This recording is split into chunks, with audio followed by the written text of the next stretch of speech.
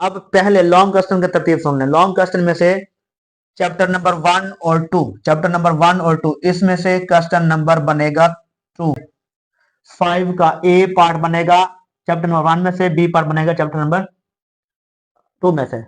और जो 3 और 4 है ये है क्वेश्चन नंबर 6। क्वेश्चन नंबर 6 का ए पार्ट बनेगा तो हमारे पास 3 में से, और बी पार्ट बनेगा 4 में से।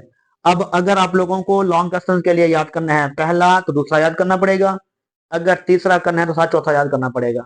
अगर आपको पहला दूसरा या तीसरा चौथा इनमें से कोई 2 चैप्टर अच्छे तरीके से याद नहीं है तो फिर आप लोगों को करना पड़ेगा पांचवा और छठा चैप्टर। तो ये देखें चैप्टर नंबर 5 और 6 इसमें से क्वेश्चन नंबर बन जाएगा आपका 7। क्वेश्चन नंबर 7 बन जाएगा चैप्टर नंबर 5 और 6 में से। यानी चैप्टर नंबर 5 का जो हमारे पास है 7, क्वेश्चन नंबर 7 का ए पार्ट 5 में से, क्वेश्चन नंबर 7 का बी पार्ट 6 में से। तो 3 टोटल क्वेश्चन लॉन्ग कितने होंगे सर? 5 करने कितने होंगे? 3। आप लोगों को एक थ्योरम लाजमी होगा, कंपलसरी है, वो लाजमी करना ही करना है। बाकी बचते हैं 2।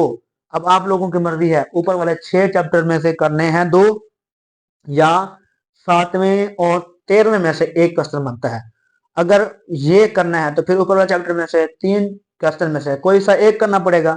लेकिन बेस्ट यही होता है, कुछ बच्चों को पहला और दूसरा चैप्टर मुश्किल लगता है, उनको पहला दूसरा चैप्टर नहीं हो सकता तो पहला दूसरा ना करें। लॉन्ग के लिए, शॉर्ट के लिए तो करना ही करना है, लॉन्ग के लिए वो ना करें, तीसरा चौथा कर लें और पांचवा छठा कर लें।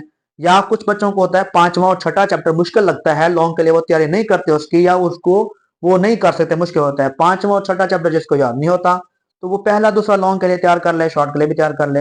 पहला और दूसरे का पेयर है, तीसरे और चौथे का पेयर है, पांचवें और छठे का पेयर है। इस तरह से